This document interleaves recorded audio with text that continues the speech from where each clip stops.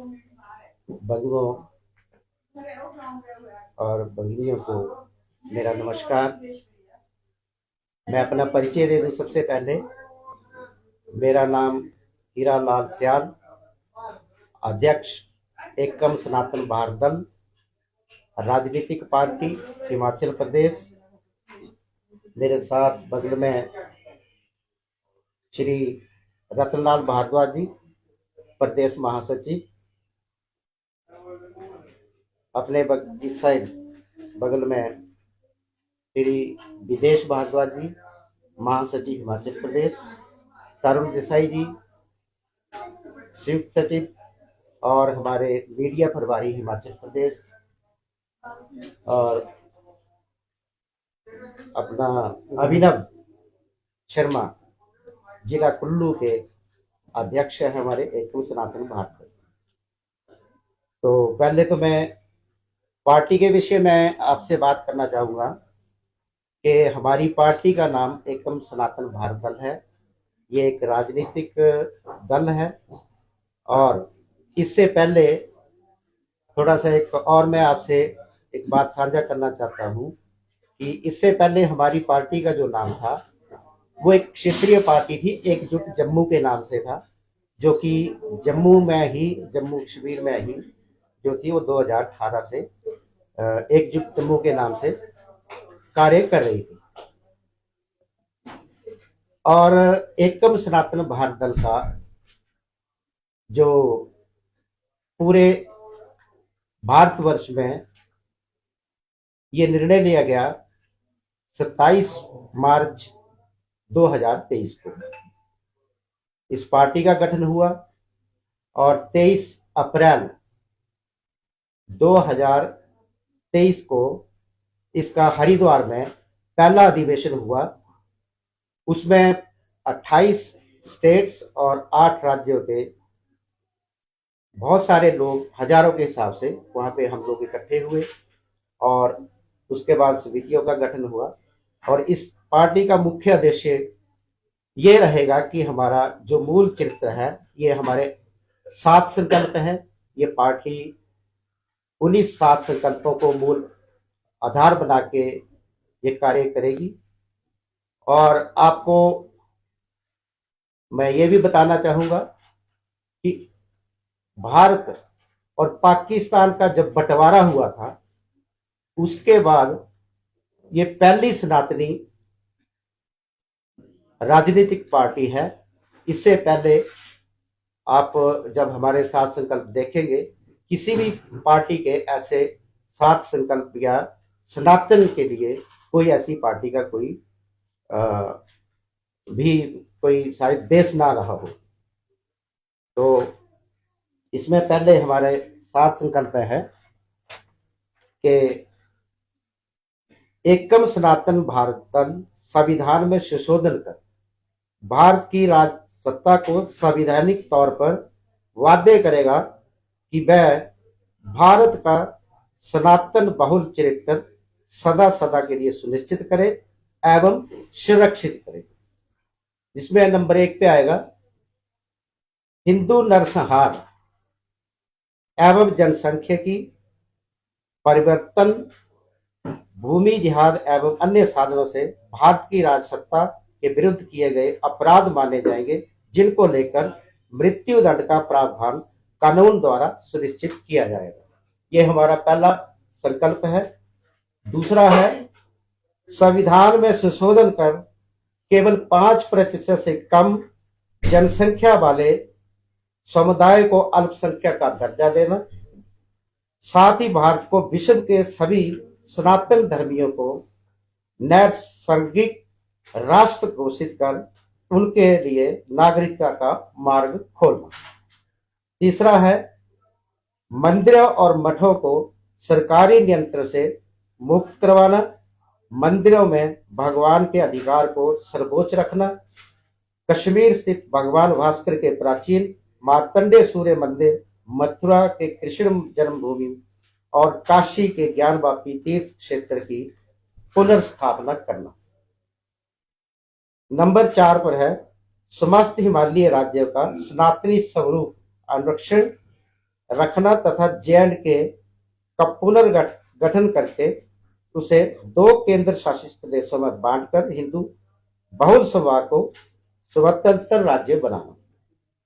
Number 5, भारतीय गौवंश की हत्या पर पूर्ण प्रतिबंध लगाकर शंकराचार्य के निर्देशानुसार गौ माता को राष्ट्रमाता के रूप में प्रतिष्ठित करना तथा मां गंगा और श्री राम सेतु की राष्ट्रीय धरोहर घोषित करना। इसमें संविधान की प्रस्तावना में असंवैधानिक रूप से जोड़े गए सेकुलर और समाजवाद को हटाकर राम राज्य की स्थापना का लक्ष्य रखना। Number 6, Waqf act, places of worship act एवं सच्चर कमेटी की क्रियान्वयन को तत्काल प्रभाव से निरस्त करना। संविधान के अनुच्छेद 30 को संशोधित कर हिंदुओं को भी अपने स्वायत्त शिक्षण संस्थान स्थापित एवं संचालित करने का मौलिक अधिकार देना।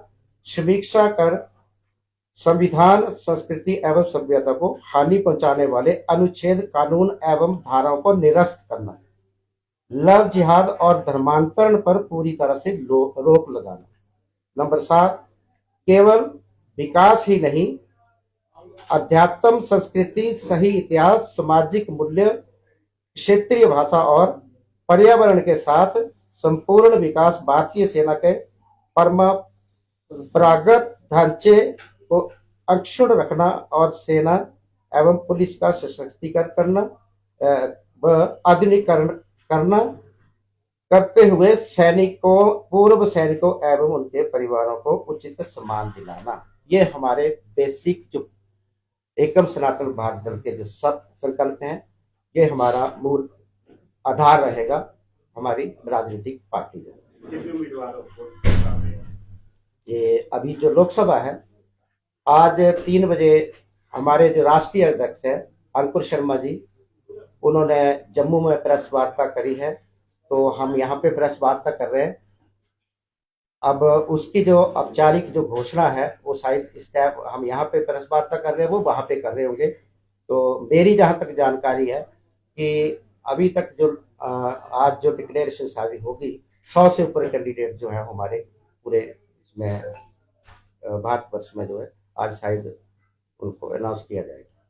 हिमाचल में 4 सीटों पर बिठाएंगे आप कैंडिडेट? हमारे 3 सीटों पे हमें कैंडिडेट फाइनल हो गए थे, लेकिन जब नोटिफिकेशन इशू हुई तो हमें उसमें पता लगा कि शिमला की जो सीट है वो अनुसूचित जाति के लिए सुरक्षित है, इसलिए जिन्होंने यहाँ से आवेदन किया था, तो अब हम आपके माध्यम से भी एक आपको वो एक देंगे, एक हमारा नंबर है और एक लिंक है वो देंगे।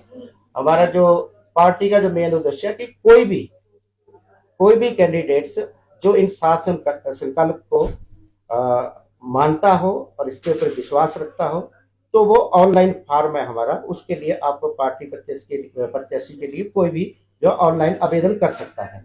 तो अभी यहाँ से किसी ने किया है नहीं किया है, लेकिन जहाँ तक मेरी जानकारी थी कि 3 से मंडी, शिमला और हमीरपुर से तो किया था। कांगड़ा में तलाश जारी है, कई लोगों के साथ बातचीत चल भी रही है। शायद जल्दी ही हमारी कोशिश तो यही रहेगी कि हम 4 सीटों में लड़ेंगे। मंदिरों और मठों का जो आपका सरकारी नियंत्रण से मुक्त करवाना चाहते, तो किसको देना चाहते हैं? ये जैसे आप मैं फॉर एग्जांपल आपको बता देता हूँ, जैसे गुरुद्वारे जो है वो सरकार के अंडर नहीं है। आपके चर्च जो है, गुरुद्वारे चर्च हो गए, 2 चीजें हो गई। तीसरा, आपके जितने भी दूसरे मस्जिद वगैरह है वो नहीं है, तो उनके भी ट्रस्ट बने हुए हैं। और जब कॉन्स्टिट्यूशन में ये प्रोविजन है कि कुछ टाइम के लिए मंदिर को, अगर कोई देश में कोई ऐसी बात आती है तो कुछ टाइम के लिए 10 साल हो गया, 5 साल हो गया, इतने तक मंदिर को ले सकते हैं। उसमें जो चढ़ावा का, उसमें गवर्नमेंट अगर कोई किसी मुसीबत में है तो उनको ले सकती है। लेकिन यहाँ तो 70 साल हो गए, इसकी तरफ कोई ध्यान नहीं है। इसलिए नहीं है क्योंकि हमारे मंदिरों में इतना चढ़ावा होता है और वो कहा जाता है, वहां पे हम लोग, हमारा जो मानना है कि वहां पे गुरुकुल खुले, गौशाला खुले, और वो सनातन के लिए, हिंदुओं के लिए, सरकार के लिए भी पैसा काम आए, लेकिन उसके लिए ट्रस्ट होना चाहिए। जैसे कि दूसरे उसमें हमारा एक प्लानिंग है हमारे पास, बहुत लंबी उस पर हमारी डिस्कस हुई। हम 6 महीने से इस पे डिस्कस कर रहे थे, इसलिए इसको फाइनल किया गया। सर, जिस तरह से प्रदेश में राजनीतिक परिदृश्य है, जी, तो आप अपने दल को कहाँ देखते हैं इस परिदृश्य में? देखो अभी तो हमारी शुरुआत है। मैंने जैसे आपको बताया कि 23 अप्रैल 2023 को इस दल का गठन हुआ है। धीरे धीरे लोग जुड़ रहे हैं हमारे साथ। हमारा सबसे पहले जो हमारा कार्य है कि हम अपनी मूल जो हमारे जो करेक्टर है, ठीक है, जो पार्टी का जो स्टैंड है, जहां जो हमारा मूलभूत जो विषय जो हम रख रहे हैं कि हमारा बेस रहेगा, इसको ये तो हमारी हम तो जन जन तक पहुंचा ही रहे हैं। और आपसे भी हमारा अनुरोध है कि ये एक जिसको कह सकते हैं कि इसको हर इंसान को, हर सनातनी को हर घर तक पहुंचाना चाहिए, ताकि आने वाले समय में जो है इसमें हम अपनी संस्कृति को बचाए रखें। हिमाचल में तो बड़े बड़े दल जो है फेल हुए हैं, ये सब दल पे यहाँ पर रहा नहीं। सर उनका कोई बेस नहीं था। अगर उनका कोई बेस भी स्ट्रक्चर था तो वो जो था वो सनातन के प्रति, मुझे नहीं लगता कोई ऐसा संगठन आया हो, कोई दल आया, कोई पार्टी आई हो। और दूसरा जो आप कह रहे हैं कि आम आदमी पार्टी का बेस क्या था? आम आदमी पार्टी का बेस ये था कि अन्ना हजारे का आंदोलन चल रहा था रामलीला मैदान के अंदर, और वहां पे बड़ी खाली खाली बातें जो करते थे कि भ्रष्टाचार भ्रष्टाचार भ्रष्टाचार। अब आप तो पत्रकार लोग हैं, आप देख रहे होंगे कि उसमें ये क्या क्या आजकल चल रहा है। टीवी में देख लो, यूट्यूब, बाकी मीडिया में देख लो, प्रिंट मीडिया में देख लो, सोशल मीडिया में देख लो कि भ्रष्टाचार के खिलाफ जो लड़ने वाले थे आज वो कहाँ खड़े हैं। हमारा इससे जो बिल्कुल हमारा अलग जो हमारे सिद्धांत है, हम तो ये कह रहे हैं कि हमारी पार्टी को कोई भी ज्वाइन भी करेगा तो बेसिक फंडा जो है कि इसी पे है। मैंने ये 7 संकल्प बताया कि इसमें जो विश्वास करता है वो ही हमारा इनको मैं ऐड करता हूँ इसके अंदर। देखो अभी तक तो जितनी भी पार्टी है सारी की सारी सेक्युलर पार्टी है। एक तो ये तो आपका एजेंडा है ना सर, सेक्युलर नहीं है हमारी पार्टी। संगठन से बनता है ना पार्टी का जी, देश तो संगठन से बनता है, संगठन है आपका। संगठन है हमारा। आपको आप साइड लेट आए सर, हमारा 28 स्टेटों और 23 ये तो आपका विचार है, एजेंडा है, आपकी विचारधारा है। जी जी जी। तो विचार बेस नहीं होगा सर, ये बेसिस है ना, विचारधारा से ही तो हमारी जो पार्टी उत्पन्न हुई है, विचारधारा हमारी सनातन की है। सर हमारा संगठन है, हमारा एकम सनातन दल जो है यही हमारा संगठन है। हमारी जो मूल विचारधारा है वो सनातन के ऊपर है। हम सारे सनातनियों को इकट्ठा कर रहे हैं। जैसे अभी एक मेरे भाई ने पूछा, वो आपका विचार है ना, वो बेस थोड़ी बोल रहे हैं। बेस तो संगठन होता है, जिसको आप खड़ा करेंगे तब आगे चलेगा। सर हिंदू हमारा संगठन है, सबसे बड़ा संगठन। हिंदू से बड़ा संगठन आपको इंडिया में नहीं मिलेगा।